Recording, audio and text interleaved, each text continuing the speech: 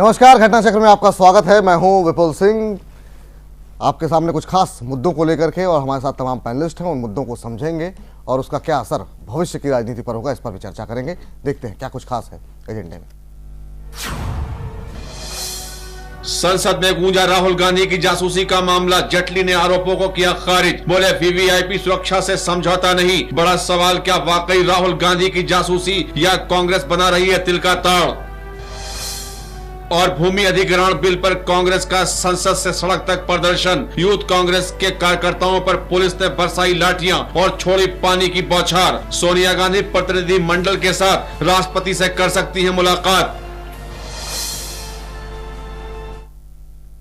चलिए, तमाम खास मेहमान हमारे साथ जुड़ चुके हैं। पहला मुद्दा हम उठाएंगे, बातचीत करेंगे। राहुल गांधी को लेकर के जिस तरीके का हंगामा देखने को मिल रहा है, जासूसी की बात कही जा रही है और सरकार कह रही है कि ये मामला जासूसी का नहीं है, बल्कि ये पूरा मामला सुरक्षा की दृष्टि से है। 1957 का हवाला दिया गया, 1999 का हवाला दिया गया और बताया गया कि चाहे वो अटल बिहारी वाजपेयी हो, सोनिया गांधी, इन तमाम लोगों की इसी तरीके से तफ्तीश की गई थी। ये एक डेली, एक रूटीन प्रोसेस है जो कि रखा गया है। सवाल यही है कि वाकई में इस मामले में जासूसी या सियासत हो रही है या फिर इसको तिल का ताड़ बनाया जा रहा है। हमने एक परफॉर्मा भी तैयार किया है, वो भी हम आपको ग्राफिक्स के जरिए दिखाएंगे और बताएंगे किस आपत्ति किस बात पर है, क्योंकि इसमें तमाम चीज़ें जो सवाल हैं उसमें रंग के बारे में सवाल पूछे गए हैं, जूते के नंबर, पहनावा, हुलिया। ये देखिए, ये परफॉर्मा है। ये इसमें जो सवाल रखे गए हैं उसमें पूछा गया भाई हुलिया कैसा है, नाम क्या है, जन्मतिथि क्या है, पिता का नाम, माता का नाम, कौन से लोग मिलने आते हैं, किनसे आप मिलने जाते हैं, फ्रीक्वेंट विजिटर कौन से हैं। ये वो तमाम सवाल हैं जो कि इस परफॉर्मा में पूछे जाते रहे हैं और सरकार का कहना है कि ये एक रूटीन प्रोसेस है। चलिए, तमाम खास मेहमानों से भी आपको रूबरू करा देते हैं। हमारे साथ सुनीत चोपड़ा साहब जुड़ चुके हैं, नेता सीपीएम के। अनीस दुर्रानी साहब हमारे साथ मौजूद हैं, नेता कांग्रेस पार्टी के। हमारे साथ मिथिलेश प्रसाद जी हैं, नेता जेडीयू के। थोड़ी देर में हमारे साथ रमेश चंद्रन भी जुड़ेंगे, नेता भारतीय जनता पार्टी के। लेकिन उससे पहले किस तरीके से विपक्ष ने सरकार को घेरा इस पूरे मुद्दे को लेकर के, जरा कुछ नेताओं के बयान सुनाते हैं आपको। उनका रंग कैसा है, उनके बाल कैसे हैं, वो कपड़े कैसे पहनते हैं, उनके जूते का साइज क्या है। मुझे नहीं समझ आती कि जूते का साइज से पॉलिटिशियन के और प्रोटेक्टी का सवाल कहां पैदा होता है। उसके फोन नंबर क्या है, उनकी हैबिट्स क्या हैं, उनकी खाते पीते क्या हैं, किससे मिलते हैं, उनके जो दोस्त हैं, सहयोगी हैं, उनके जो एसोसिएट्स हैं, उनके एड्स हैं, उनके टेलीफोन नंबर्स क्या हैं। सर, ये मेरी समझ में नहीं आता। और इस तरह का प्रोफार्मा भारत की डेमोक्रेसी के लिए, आज मैं देखता हूं कि कई पेपरों में आया है कि 300, 400, 500, 600 लोग इस लिस्ट में हैं।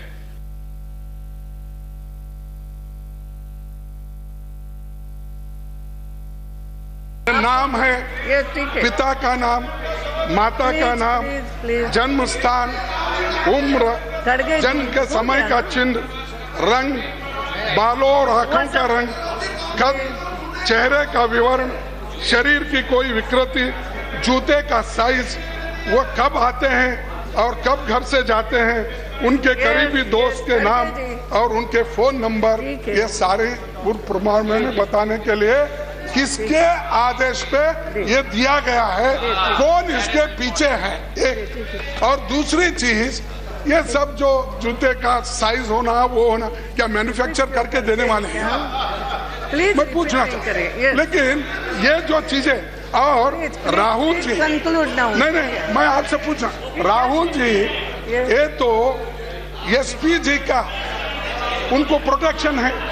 जब एसपी जी का प्रोटेक्शन है तो उनका हर क्षण क्षण का इंफॉर्मेशन सरकार के पास होता है। जब एसपी जी के पास उनका सब इंफॉर्मेशन रहने के बाद, उनका प्रोटेक्शन वहां रहने के बाद, किस वजह से ये प्रोफार्मा वहां भेजा गया और कौन वो शमशीर सिंह है, को क्यों कमिश्नर ने आदेश। इस पर फुल फ्लेज बहस कराई जाए। कॉर्पोरेट का एस्पाइनेज और political espionage from this side to that side, जो भी हर जिन जिन लोगों के नाम है इसमें, इस पर कोई कमेटी बैठाई जाए, गृह मंत्री जवाब दें, क्योंकि छोटा मामला नहीं है। इससे हमारे पूरे सदन के लोगों की जो निजता है उसका इन्वेजन है और ये पार्लियामेंट के प्रिविलेज का भी मामला बनता है। इसलिए मेरा आपसे निवेदन है कि कॉर्पोरेट के एस्पाइनेज से लेकर के पॉलिटिकल एस्पाइनेज तक और जो ताजा मामला है वो देश की मुख्य विपक्षी दल के मुख्य नेता हैं, अगर उनको शिकायत है तो इस समृद्ध लोकतंत्र के मुल्क से आए हुए श्री अरुण जेटली साहब को इसका जवाब देना चाहिए कि कैसी परंपराएं वहां थी और आप यहां इस तरह कैसी परंपराएं डाल रहे हैं। तो हंगामा मचा रहा विपक्ष की तरफ से और सत्ता पक्ष ने जवाब कैसे दिया। Parliamentary affairs minister Venkaiah Naidu और वित्त मंत्री अरुण जेटली की तरफ से जवाब दिया गया, वो भी आप सुनिए। In 1999, the proforma was revised under 12 sections under descriptive role. Delhi police seek personal details under 10 points, such as dress, including shoes, usually worn by the individual. They are asking, what is this silly? It may look like silly. I have a paper with me, ma'am, a questionnaire which was sent to Sri Atal Bihari Vajpayee ji. The question, what sort of chappal you wear? He said, I wear ordinary chappal. Dhoti, kurta, and then it's okay. This thing. What are the language you know? What is the color, ma'am? No, it's very important, ma'am. Wrong message is going. Yeah. Wheatish color. The former Prime Minister of India, who is one of the noted parliamentarians. These things, even same thing he was asking about Sonia ji. Sonia ji also same perform was given to her. And she has filled it up also. Or her secretary might have filled it up. I don't go into those details. So this is a routine exercise taken up by the police, and this has nothing to do with this model or that model. It has become a fashion every time to bring Gujarat into Gujarat, where Gujarat is our pride. It is making an advancement in every section. What is wrong in that? I am not able to understand. Ma'am. The issue you have raised today is making a mountain of what is not even a molehill. And I'll make good this time. 1957 से लेकर protected persons की Delhi police profiling करती रही है। 1987 में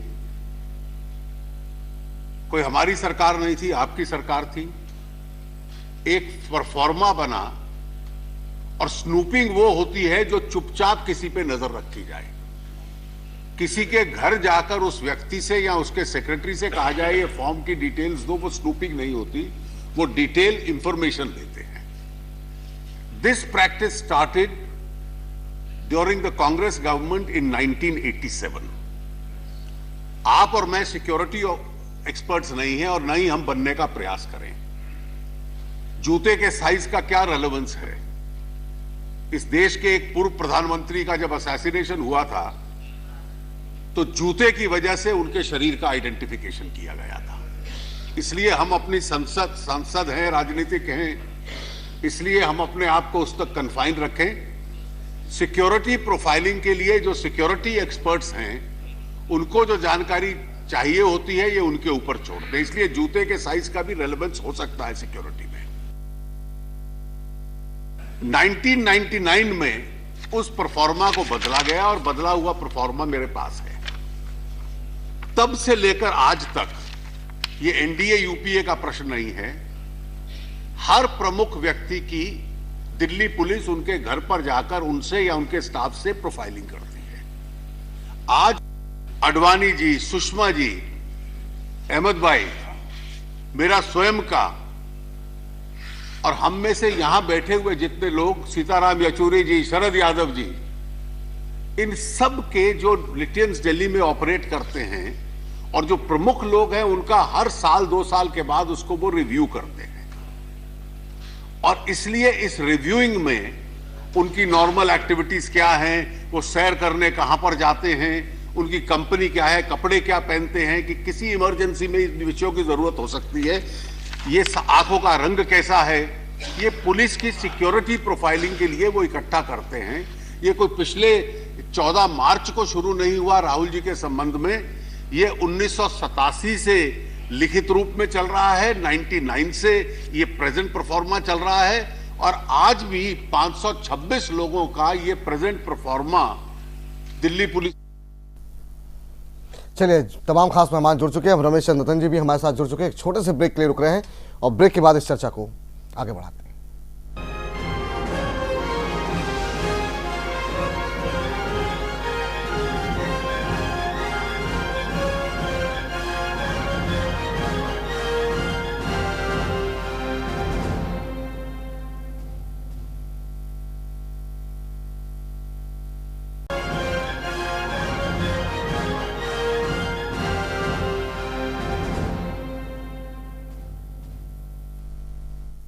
break के बाद घटना चक्र में आपका स्वागत है और अब हम बात करेंगे तमाम खास मेहमानों से हमारे कि आखिर में ये पूरा मसला क्या तिल का ताड़ बनाया जा रहा है या वाकई में जासूसी जैसी कोई बात है। दुरानी साहब, शुरुआत आपसे। आपकी पार्टी ने आरोप लगाया है कि जासूसी की जा रही है। आज पूरी बहस हम लोगों ने देखी सुनी और जो तमाम तथ्यों के साथ सरकार ने जवाब दिए कि किस तरीके से, चाहे वो सोनिया गांधी हो, अटल बिहारी वाजपेयी हो, सब लोग इस परफॉर्मा के इस तरह के सवालों के दौर से गुजरे हैं। तो क्या वाकई में ये आपको लग रहा है जासूसी है या तिल का ताड़ बना रहे हैं आप लोग? देखिए, जो जासूसी कराने वाले हैं, पुलिस का तो इसमें बेचारी का कोई रोल नहीं। पुलिस को तो जैसे आदेश मिलेंगे होम मंत्रालय से वैसा करना है। और ये तीर और ताड़ बनाने की बात नहीं है। एक्चुअली ये आहिस्ता आहिस्ता देश को फाशिस्ट राज की तरफ धकेला जा रहा है, जिसके अंदर एक बिग ब्रदर होता है जो सबको वॉच करता है, कौन क्या कर रहा है, कौन क्या नहीं कर रहा, कौन क्या खा रहा है, कौन क्या पी रहा है।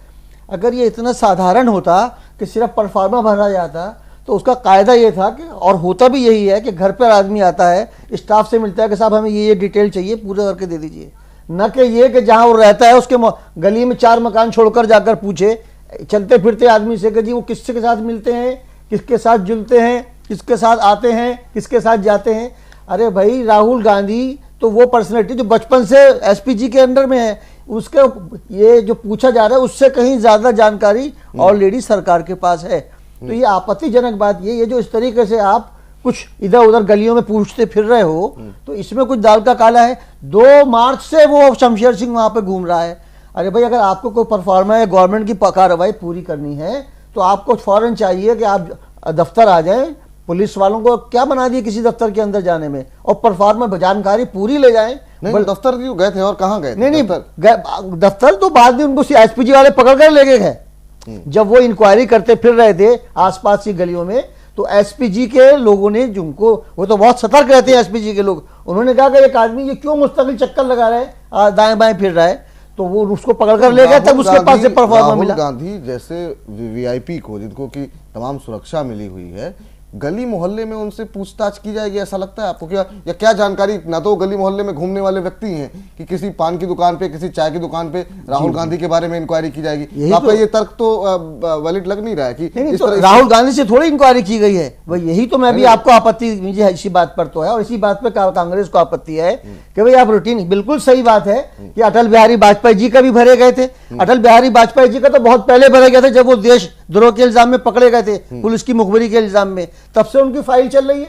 लेकिन उसके बाद भी जब वो प्राइम मिनिस्टर बने, वो पूरी जानकारी, एक स्पेशल डिपार्टमेंट होता है जो सारी जानकारी रखता है। सोनिया जी की भी जानकारी है, स्वर्गीय राजीव जी की भी जानकारी थी, अब जो प्रधानमंत्री मौजूदा हैं इनकी भी जानकारी स्पेशल ब्रांच में सबकी होती है। तो अगर आपको कोई जानकारी लेनी है, प्रॉपर अपॉइंटमेंट लीजिए, ऑफिस जाइए। और राहुल गांधी जी और सोनिया गांधी जी जैसे, ये अडवाणी जैसे आदमी के लिए मैं समझता हूं कि एक मामूली सा एसआई जो है जाएगा, कोई डीएसपी एसीपी रैंक का आदमी जाए, सारी जानकारी ले आए। कोई गुप्त थोड़ी है इंक्वायरी। एक सवाल फिर आप दाएं बाएं पूछते क्यों फिर रहे हैं? बाकी लोगों के पास जाऊं, उसके पहले एक सवाल आखिरी आपसे मैं जानना चाहूंगा कि आज जो संसद में जो अभी आप बात कर रहे हैं, आपके किसी नेता ने ये बात नहीं उठाई। उनको आपत्ति इस बात पे थी कि राहुल गांधी के जूते का नंबर क्यों पूछा गया। आपत्ति उन्हें इस बात पर थी कि आंखों का रंग और तमाम चीजें ऐसी पूछी जा रही हैं, ये गलत है। लेकिन बाद में जब सरकार की तरफ से जवाब दिया गया तो इस बात पे अब आप जो कह रहे हैं कि चाहे गली मोहल्ले में पूछताछ की जा रही है, ये बात संसद के अंदर क्यों नहीं बोली गई, जब आपके तमाम दिग्गज नेता, चाहे वो मल्लिकार्जुन खड़गे साहब हों या बाकी नेता? देखिए, आज भी शाम को जो प्रेस कॉन्फ्रेंस हुई है हमारी ऑल इंडिया कांग्रेस कमेटी की पार्लियामेंट के अंदर, वहां पर सब ये बातें सामने आई हैं। अब ये मैं नहीं जानता, मैंने डिबेट नहीं देखी कि वहां क्या चर्चा हुई है, लेकिन ये आंखों का रंग या जूते का साइज की बात नहीं है, केवल इतनी बात नहीं है, बल्कि बात यह है कि आप प्रॉपर चैनल से इंफॉर्मेशन क्यों नहीं लेते, आप इधर उधर क्यों पूछते फिर रहे हो। चलिए रमेश चंद्र जी, आपके पास आएंगे।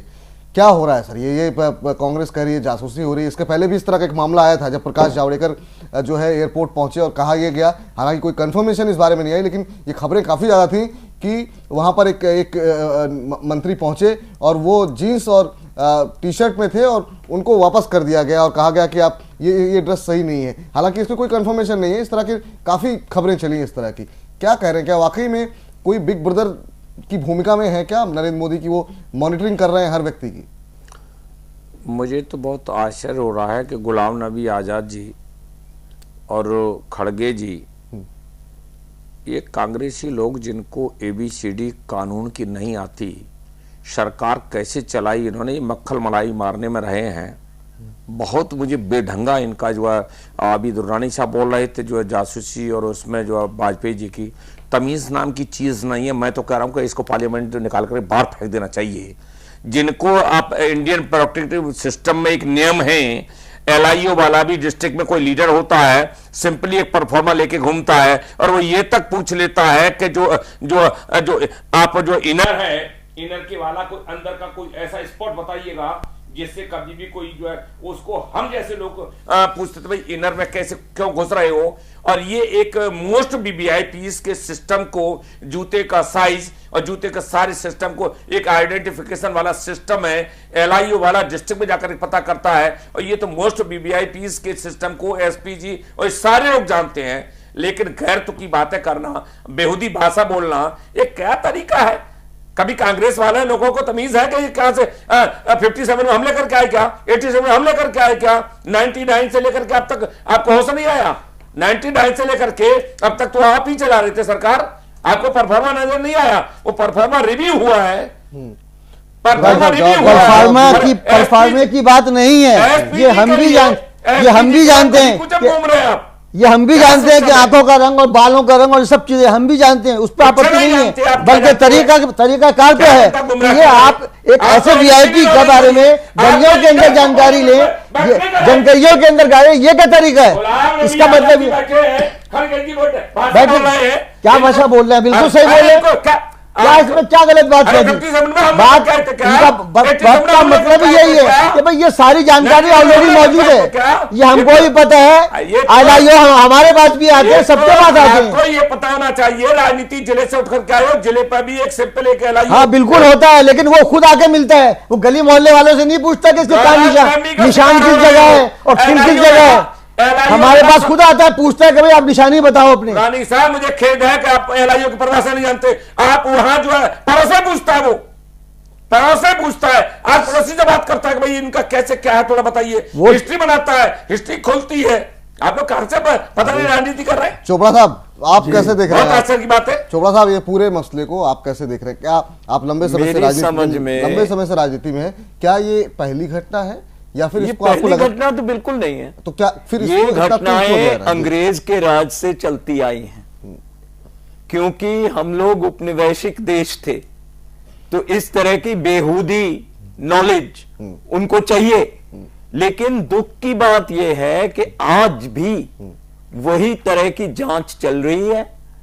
और दूसरी चीज है कि इस तरह की जांच जो है, जो बिल्कुल बेहूदी है मेरे हिसाब से, ये जो जांच है इसके ऊपर इतना ड्रामा किया जा रहा है। असली सवाल तो है, जब देश के सवाल के ऊपर पूरी डिबेट चल रही है पार्लियामेंट में, राहुल साहब वहां है ही नहीं और ना ही किसी को मालूम है कि वो कहां है। तो जो असली इश्यूज हैं उनको कवर अप करने के लिए ये छोटी छोटी चीजें उछाली जा रही हैं। तो आपको भी लग रहा है तिल का ताड़ बनाने की कोशिश की जा रही है, नॉन इशू को इशू बनाया जा रहा है? बिल्कुल। मिथिलेश जी, आज आपकी पार्टी के दिग्गज नेता वहां पर डिफेंड कर रहे थे और कह रहे थे ये गलत है, आपको लग रहा है कि ये गलत हो रहा है? क्योंकि जैसा कि अभी चोपड़ा साहब ने कहा कि ये मामला पहली बार का नहीं है, क्योंकि नॉन इशू कोई मुद्दा है नहीं, इस समय एक मुद्दा बनाने की कोशिश की जा रही है, नॉन इशू को इशू बनाने की कोशिश की जा रही है। देखिए, जांच कोई ऐसी बात नहीं है, होनी चाहिए, लेकिन जांच की जो भावनाएं हैं, जांच का जो करने की जो प्रक्रियाएं हैं, वो कहीं न कहीं जो है थोड़ा सा प्रेरित होकर के है। और जो भावनाएं जो जिस भावना से की जा रही है, राहुल गांधी जी आज गए हैं, ऐसी नहीं है कि 2-4 महीना पहले वो चले गए हैं, कुछ दिन पहले गए हैं और हम समझते हैं कि कुछ दिन के अंदर में वो आ भी जाएंगे। तो इतनी जल्दीबाजी क्या है? जल्दीबाजी किस बात की? ये तो एक साइकोलॉजिकल प्रेशर बनाने का काम किया जा रहा है कि उस व्यक्ति कहां है और किस अवस्था में है। एक तरह से साइकोलॉजिकल इशू तैयार करने का यह कार्य की जा रही है। दूसरी बात है कि भारतीय जनता पार्टी को, अरे भाई कोई आज की बात नहीं है, आप गुजरात की बात आप करिए ना, इनकी तो एक तरह से इस तरीका का भावना ही रही है, किस पर जो है स्टीम ऑपरेशन कराओ, किस पर जो है उस सीआईडी का जांच कराओ, उसका ये तैयार करो। इस तरीका की काम तो इनका शुरू से गुजरात से ही चला आ रहा है, आज कोई नई काम थोड़ी किए। बात समझने की जरूरत है। तो एक महिला को भी नहीं छोड़ा था भाई, आज एक महिला का भी स्टिंग कर दिया था, उस महिला के भी पीछे लगा दी थी पुलिस। आज तो काम हमेशा से भारतीय जनता पार्टी करती चली आई है, लेकिन कहीं न कहीं एक मोनोपोली की तरह एक इस तरीका का भावनात्मक यह कार्य की जा रही है। चलिए रमेश चंद्र जी, आपसे जानना ये चाहेंगे, एक तो ये कहा जा रहा है कि आज जिस तरीके से संसद के अंदर बार बार कहा गया गुजरात मॉडल को इंडिया मॉडल बनाने, इंडिया मॉडल नहीं हो सकता है गुजरात मॉडल, इसको लेकर के बात की गई। जिस तरीके से पहले से भी जासूसी कांड को लेकर कई सारी खबरें, कई सारी चीज़ें चलती रही हैं, क्या कुछ कहना चाहेंगे? और खासतौर से राहुल गांधी की गैर मौजूदगी में थोड़ा इंतजार भी तो किया जा सकता था, वापस लौट आए। देखिए, इस प्रक्रिया में भारत सरकार का या किसी सरकार का कोई लेना देना कतई नहीं होता है। ये प्रोसेस जो है एक पुलिस के एक पार्ट पर है और वो प्रोसेस जो है चलता रहता है, किसी इंडिविजुअल कैपेसिटी में नहीं। अभी उत्तराखंड में जो प्रोसेस था उसकी इनको होश नहीं है। उत्तराखंड के इन्हीं के कांग्रेसी आदमी जो है जाकर के बेचारा वो कह रहा है कि देखो ये देखो मैंने ये जो है क्लिपिंग निकाली है। क्या लेना देना पार्टी को, क्या मतलब है कि राहुल जी कहाँ है, कैसे है? अभी आपको यही जो जानकारी भी दे दिया कि 57 में भी थे, 87 में भी यही परफॉर्मा था, 99 में रिव्यू हुआ है। सरकार को इससे, और दूसरा एक और भी चीज है, जेटली जी और लोगों के लिए भी तमाम चीजें चली कि उनकी जासूसी हो रही है। ये सारी चीज अपने सिस्टम से जैसे जो कहते हैं, लेकिन ये जो अभी आया है परफॉर्मा के उस पर, ये बड़ा, चूंकि ये मेरे को मतलब चूंकि बीइंग एडवोकेट और एक बीइंग ए पॉलिटिकल लीडर, मुझे मालूम है कि जब हम डिस्ट्रिक्ट से जब लीडरशिप करते थे और एक चर्चा में रहते थे तो एलआईयू वाला और आईबी वाले दोनों पार्ट में चिपके रहते थे। वो हमारी फाइलें खोल करके रखे और सारा पड़ोस में हमने कहा भाई यार हमसे पूछ लिया करो क्या बात है कि नहीं सर, बहुत सी चीजें ऐसी जो आप नहीं बता सकते। एक यहां प्रोटेक्टिव एक सिस्टम को अपनाने के लिए पड़ोस में भी पूछेंगे, दोस्त से भी पूछेंगे, और किस टाइम पर पूछेंगे, कौन पूछेगा, ये कोई सिस्टम में नहीं होता। एक सिंपल कांस्टेबल चला जाता है कांस्टेबल जानकारी करने के लिए, तो कौन शमशेर सिंह है, क्या है, ये ढंग से डिफाइन किया हुआ है। दूसरी चीज एक और है कि मिथिलेश जी मैं बहुत आश्चर्य कर रहा हूं, माना कि कांग्रेस एक ही सिक्के के दोनों पहलू हैं, लेकिन ये सारी हरकतें जो सारी बीमारी वही है, वो कांग्रेस के 57 में हम नहीं थे, 87 में हम नहीं थे और अभी भी हम नहीं थे। क्यों खाम के उसमें लपेटने की कोशिश करते हो? नहीं, देखिए एक समय था कि हम भारतीय जनता पार्टी के साथ में थे और इस टाइप की जो प्रक्रियाएं हुई थी और उसका पुरजोर पार्लियामेंट में हम लोग विरोध भी किए थे। आज कोई ऐसी बातें नहीं, विरोध में मिथिलेश जी मैंने वो देखा है भी हम लोग हम शकल नहीं जोर विरोध किए थे। मैं बिहार से गलत हो रहा है, आज भी मैं कर रहा हूं कि यह गलत हो रहा है। अरे चैलेंज देने वाले जो है, मैंने आपके नीतीश जी और ये देखा कि हमारा जो है ये होगा वो होगा, और जब उनका जो फुल फ्लैश अपने चेहरे दिखा कर देखा, 0 पर आउट हुआ बिहार में। नीतीश जी चलिए की कार्यकाल एक बात नहीं उठा सकता है, चाहे कोई भी जांच करवा लें, कहीं भी करवा लें, लेकिन उस व्यक्ति के ऊपर कोई 3 दशक से राजनीति में है, कोई अंगुली नहीं उठा सकता है। कोई भी ऑपरेशन करवा ले, वेंकैया नायडू जी से इस पर अपना डिफेंस मांगा, अपना ब्रीफिंग मांगा, लेकिन क्रॉस काउंटर मांगा, वो मिल गया। आज जो है गुजरात की जो हालात थी, आज जो गुजरात में जिस टाइप से मोदी जी की सरकारें में हुई, आज वास्तविक में आज राहुल गांधी के साथ भी वही किया जा रहा है। चलिए ठीक है, दुरानी साहब आपसे सवाल मेरा ये है कि अब ये इशू वाइंड अप हो गया है या आप अभी आगे, आपकी पार्टी अभी आगे भी इस मुद्दे को लेकर के हंगामा करती रही, क्योंकि अभी बहुत सारी बड़ी चीजें आने वाली हैं, भूमि अधिग्रहण जिस पर भी हम नेक्स्ट मुद्दे पे चर्चा करेंगे भी, तो आखिर में इस तरह के मुद्दे पर ये हमारी तरफ से कोई उठाया हुआ मुद्दा नहीं है। बेसिक एक बात ये है कि ये बड़ा सवाल है कि क्या इस देश में नागरिकों की इस तरह से जासूसी की जाएगी, स्नूपिंग की जाएगी। ये जो अभी रमेश जी बात कह रहे हैं, इससे मैं एग्री करता हूँ कि हर पॉलिटिकल आदमी की फाइल खुली होती है। एक लोकल जो डिस्ट्रिक्ट के अंदर, मुझे नहीं पता क्या किस तरह सिस्टम होता है, दिल्ली के अंदर भी जो डिस्ट्रिक्ट के स्पेशल ब्रांच के लोग होते हैं वो आते हैं, कुछ जानकारी हमसे लेते हैं और कुछ जानकारी जो है इधर से भी लेते हैं, इधर से भी कलेक्ट करते हैं। लेकिन सवाल पर्सन टू पर्सन डिफर करता है। बिल्कुल मैं आपको पूरी पक्की तरह बता रहा हूं, कभी एनएसजी वालों ने ना सोनिया जी का फार्म भरा है और ना कहीं राहुल गांधी का फार्म भरा गया है, लेकिन जानकारी सारी उनकी वहां मौजूद होती है इस चीज की। साथ बुनियादी बात यह है कि जिस तरीका कार पर इख्तिलाफ है कि ये जो आप इधर उधर बात के जानकारी ले, आप खुद ऑफिस जाकर देखिए, क्यों नहीं आपको जानकारी मिलेगी। दुर्रानी साहब, इसमें आपको स्वयं पता होना चाहिए, इसमें कोई भी किसी को कमेंट पास करना, जो अथॉरिटी है इन्वेस्टिगेशन वाली, उसमें किसी भी टाइप से कहीं भी उसको डायरेक्शन देने का न मुझे न अधिकारी को, उसे फ्री हैंड छोड़ा जाता है। फ्री हैंड अपनी रिपोर्ट लाके देते हैं, जो उनका जो बॉस होता है वो उसके डायरेक्शंस होते हैं। इसमें न सरकार है, न आप है, न हम है, कहीं है ही नहीं, कोई मतलब नहीं है, कोई टॉपिक नहीं है साहब। ये देखिए साधारण आदमी का मामला नहीं है कि इसमें सरकार का कुछ लेना देना नहीं है। राहुल गांधी, सोनिया गांधी, ये बताइए भूतपूर्व प्रधानमंत्री हो, इनके लिए हमेशा गवर्नमेंट लेवल पर ही क्या 57 में सब नहीं थे क्या? चले थे क्या? बिल्कुल थे, लेकिन सिस्टम के हिसाब से हुआ ना। चोपड़ा साहब ने एक बात कही थे जरूर, लेकिन ये एक औपनिवेशिक तरीका है जिसको हमें खत्म कर देना चाहिए। ये एक उपनिवेश के लिए इस तरह की जांच की जरूरत होती है।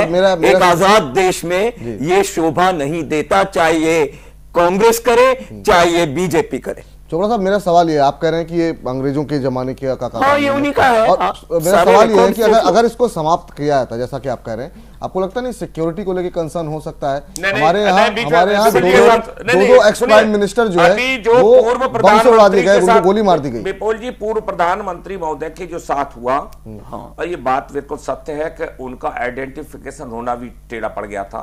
और अभी जो है तमाम घटनाएं ऐसी घटी हैं, आपको मालूम है कि डीएनए और तमाम ये प्रोसेस किस किस स्टेज पर कहां उसे आइडेंटिफिकेशन किया जाता है।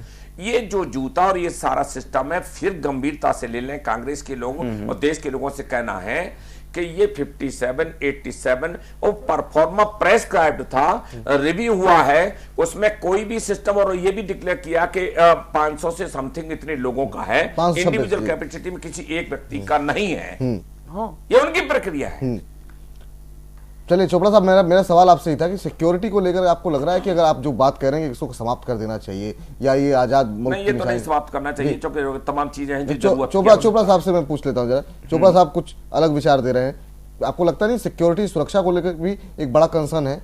सिक्योरिटी होती है, और सिक्योरिटी कितनी है, कितनी रही, आपने देखा है राजीव गांधी की जब डेथ हुई है तो सिक्योरिटी कहां थी?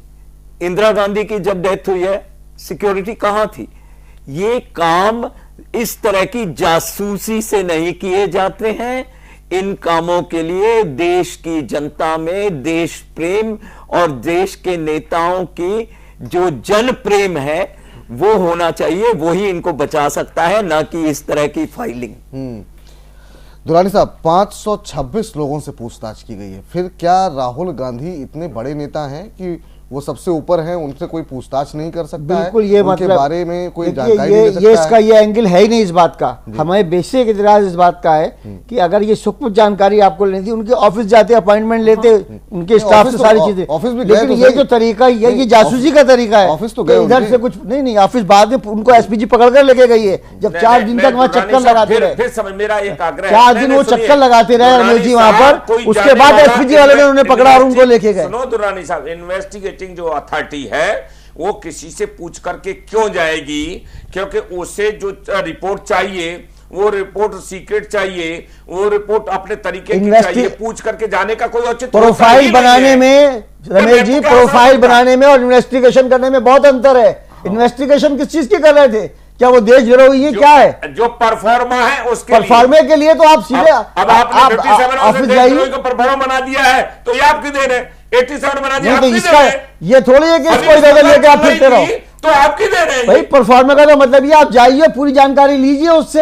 अरे आप भूल गए थे पीछे चले अभी भी ये सवाल अभी भी बना हुआ है कि आखिर में ये वाकई में मुद्दा है या फिर इसे मुद्दा बनाया जा रहा है? प्रोपेगेंडा है। मैं दोनों बातें कह दी। बेसिकली वही है जो गुजरात के अंदर हुआ था कि एक बेचारी महिला के पीछे सारी स्नूपिंग करते रहे, उसको स्टेटों के बॉर्डर के किरा दूसरी जगह चली गई, वहां भी स्नूपिंग चलती रही।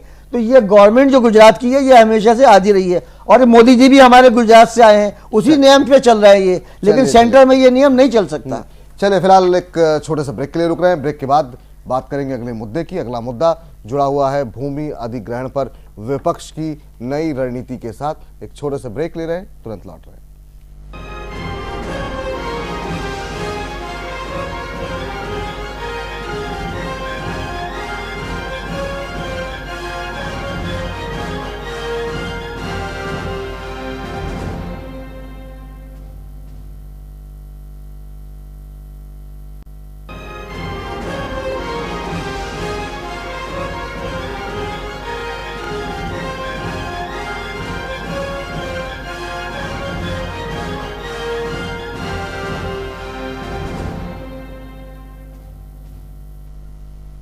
घटना से ब्रेक के बाद आपका स्वागत है और तमाम खास मेहमान हमारे साथ बने हैं। और अब बात करेंगे आज के दूसरे एजेंडे की। जी हाँ, दूसरा एजेंडा है भूमि अधिग्रहण बिल से जुड़ा हुआ।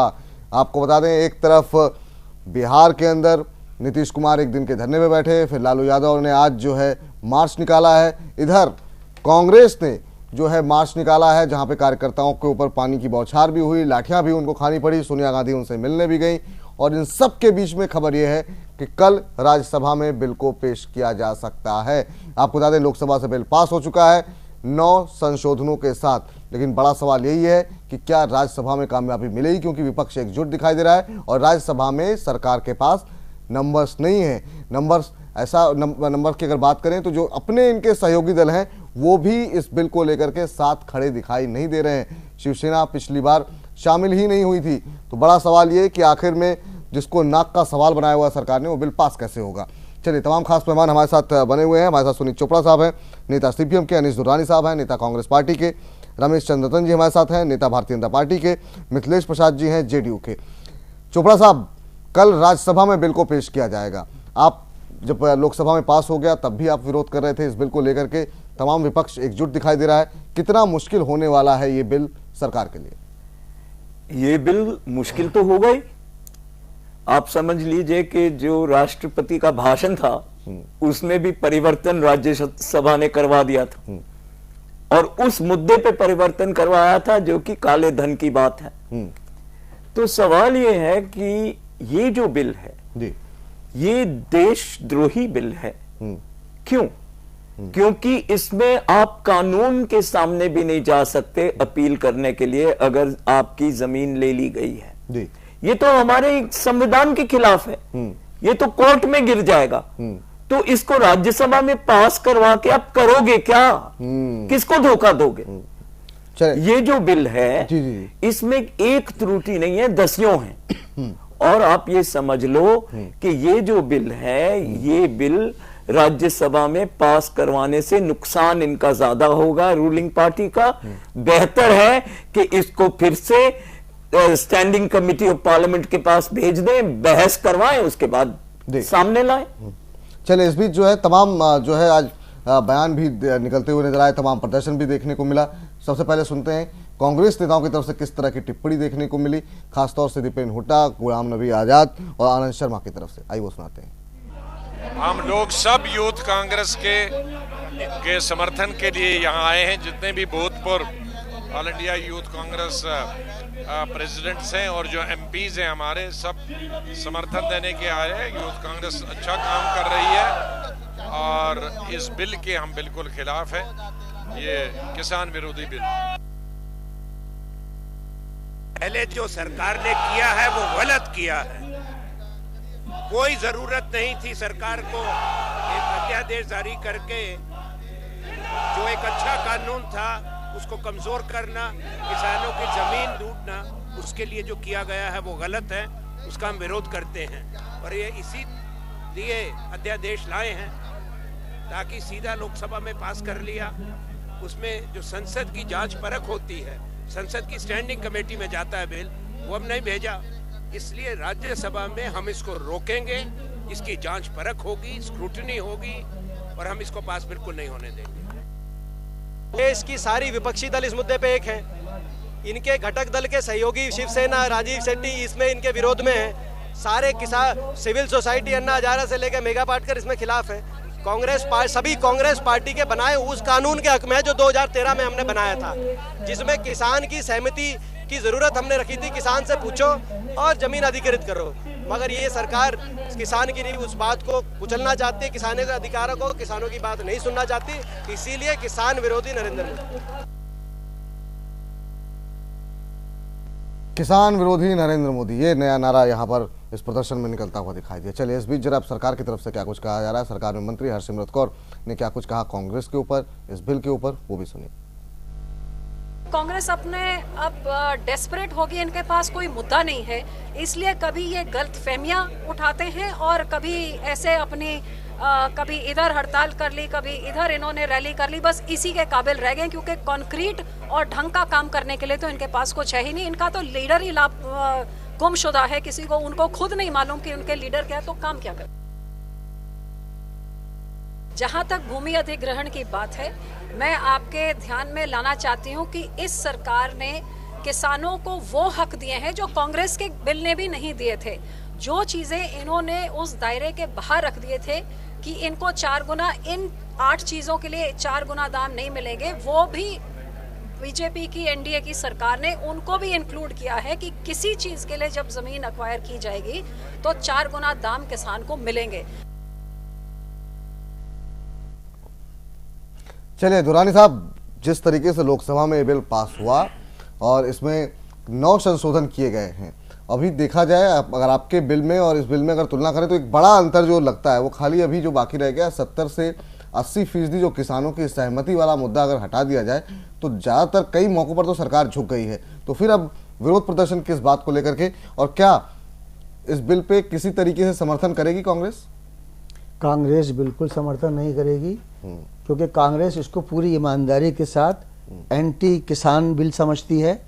मैं समझ में नहीं पाया आज तक भी, और भी बहुत सारे लोग इसी बात से परेशान हैं कि जिस बिल को 10 महीने पहले, 10-11 महीने पहले सबके एकता से, सबकी मर्जी के साथ पास किया गया था, और उस बिल के अंदर सुषमा जी ने संशोधन पेश किए थे, वो उसके अंदर जोड़ दिए गए थे।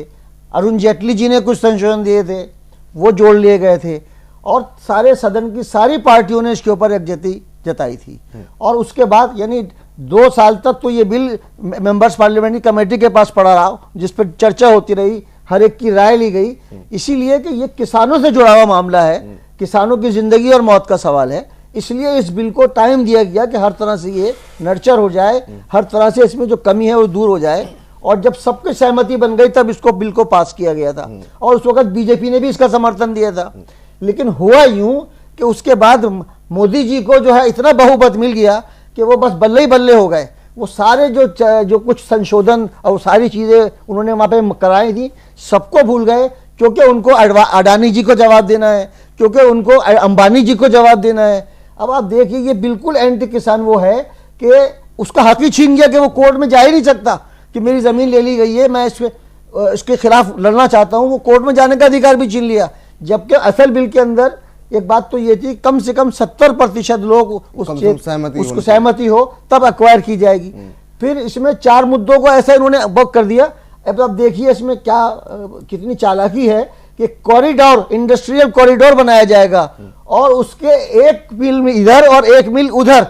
आप देखो कितनी बड़ी जमीन के खाने की ख्वाहिश है गवर्नमेंट के अंदर कि 1 मीटर 1 मील इधर और 1 मील इधर ये जमीन एक्वायर की जा सकती है इंडस्ट्रियल कॉरिडोर के लिए। तो भाई गरीब किसान को तो तुम अब ये करोगे कि पहले तो 10 किलोमीटर था प्रावधान जो इनका ओरिजिनल बिल था, अब तो उसे घटाकर सिर्फ 1 नहीं 10 वो इस तरह से नहीं था, वो 10 किलोमीटर दूसरी चीज थी। ये तो जो इंडस्ट्रियल कॉरिडोर बनाने के लिए उन्होंने लिया है उसके अंदर ये रखी है सुविधा कि 1 मील इधर और 1 मील इधर भी जगह ले सकते हैं। दूसरी बात ये कि जो पहले ये था कि भाई अगर आपने कोई जमीन अलाट हो गई तो आप उसके लिए हमने उसमें ये परिधान रखा था कि 5 साल के अंदर अगर आप उसको बनाएंगे, और अगर 5 साल में वो नहीं बनता है तो फिर आप उस अप्रोच करेंगे और बताएंगे कि इस कारण से नहीं बनी, इसलिए इसमें टाइम एक्सटेंड किया जाए। अब वो सारी मत उड़ा दी गई है।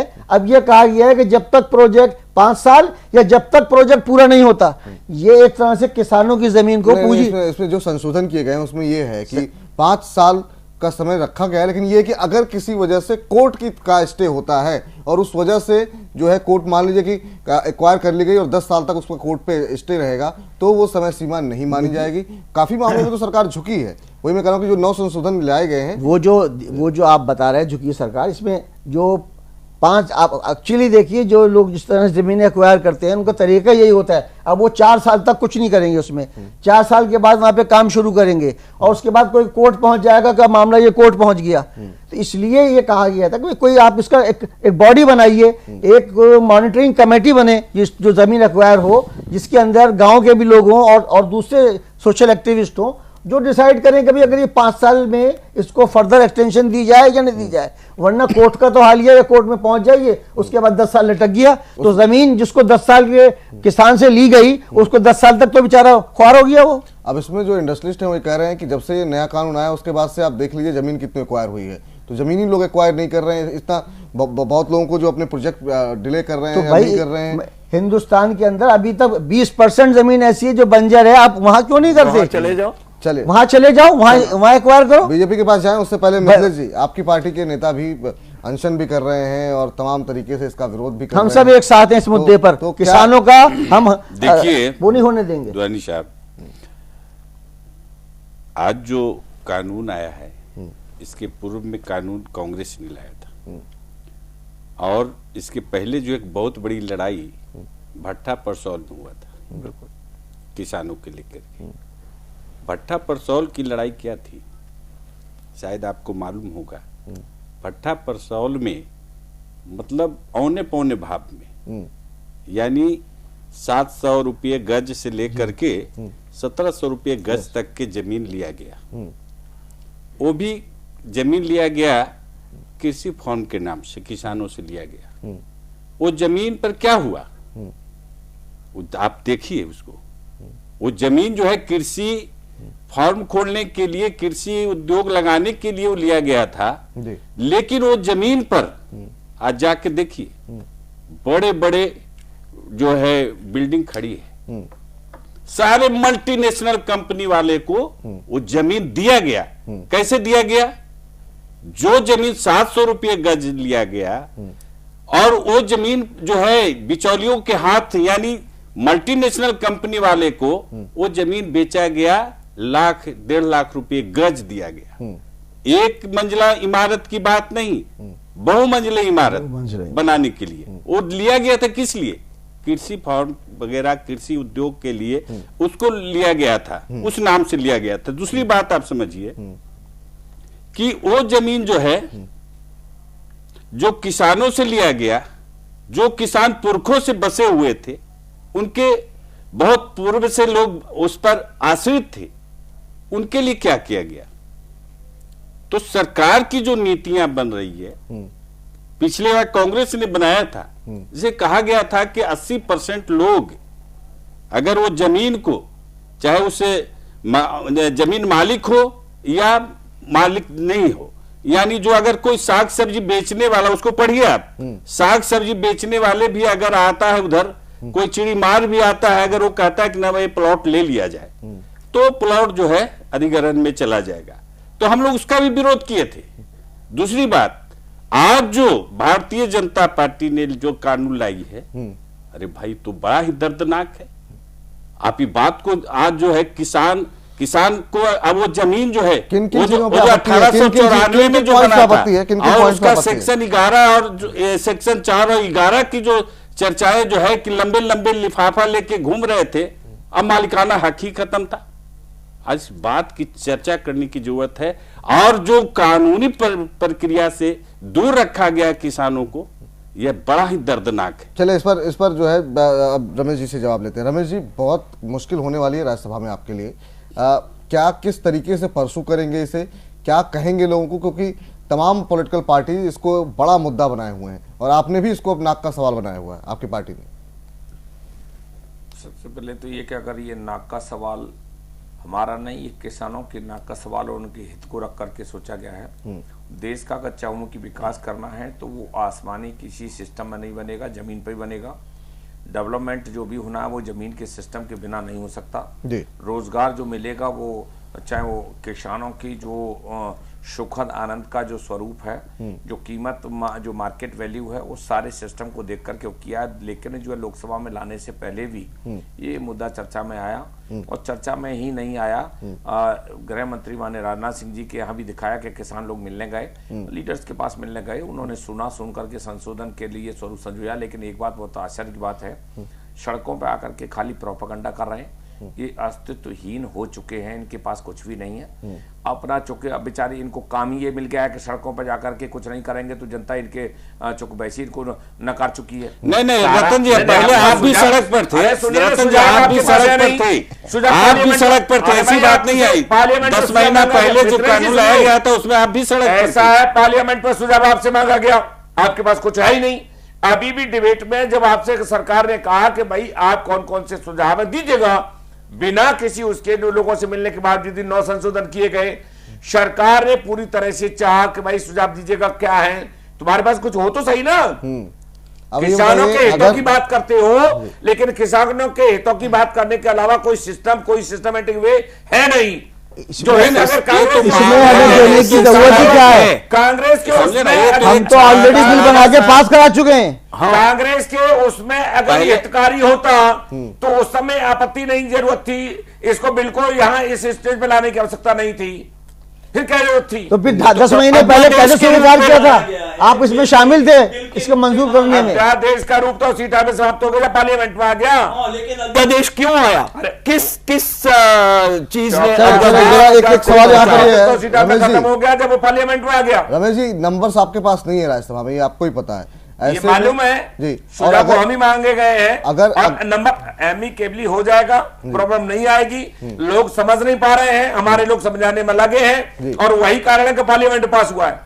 जो किसान के हितकारी जो 9 संशोधन थे, राज्यसभा में अगर मार्केट वैल्यू मिलनी चाहिए, उनको जो पूर्ण अधिकार है, उसके अधिकारों पर कोई राज्यसभा में अगर बिल पास नहीं होता है, अगर किसानों का हक ही कट जाएगा, किसान का तो कोई जगह नहीं बच पाएगा। मैं दूसरा सवाल कर रहा हूँ, राज्यसभा में अगर ये बिल गिरता है, जैसा कि स्थिति दिखाई दे रही है, फिर आपकी अगली रणनीति क्या होगी? क्या इसको रद्द किया जाएगा, या फिर आप टॉपिक ही नहीं या फिर ज्वाइंट सेशन बुलाया जाएगा? वहां भी जो सुझाव हैं राज्यसभा में, उनके लिए भी जो जनरल जो चीजें हैं, वो सरकार ने वहां भी आह्वान सुझाव दे तो रहे हैं, सुझाव तो कह रहे हैं जो पुराना कानून था उसको लागू कीजिए, वो सबको आपकी पार्टी की सहमति से बना था वो कानून। ऐसा है, पुराना शब्द नाम की चीज नहीं है पुराना, और सरकार ने कहा है कि भाई आप सुझाव तो दीजिएगा। 9 संशोधन जो लोकसभा में हुए हैं, आप बताइए ना कि किसमें क्या सुझाव दिया जाए। कोरी बात करने से नहीं ना, प्रोसीजर तो अडॉप्ट करिए, बताइए ना कौन से किस्में जो कहां क्या लग रहा है, बताइए तो सही ना। डिबेट पे आइए, बताइए, पर उनको जो है सरकार ने कहा तो कल राज्यसभा में डिबेट होगी तो पता चलेगा इसमें भी जाएगी आपके साथ। ये जो सड़क पर क्यों मांग रहे हैं, सड़क पर क्यों प्रोपेगेंडा? सड़क पर तो लोगों में जागृति पैदा करनी है ना। एक अप्रूव किए गए बिल को, एक मंजूर शुदा बिल को आप उठाकर ऑर्डिनेंस पास करके कैंसिल कर देते हो, ये कहाँ का नियम है? रमेश चंद्र है ही नहीं। नहीं, हमारे पास तो सब कुछ हमने तो बना दिया। मुख्य चीज ये है कि जो पार्लियामेंट में डिस्कशन होना चाहिए एक बिल का स्टैंडिंग कमेटी के साथ, वो नहीं किया गया।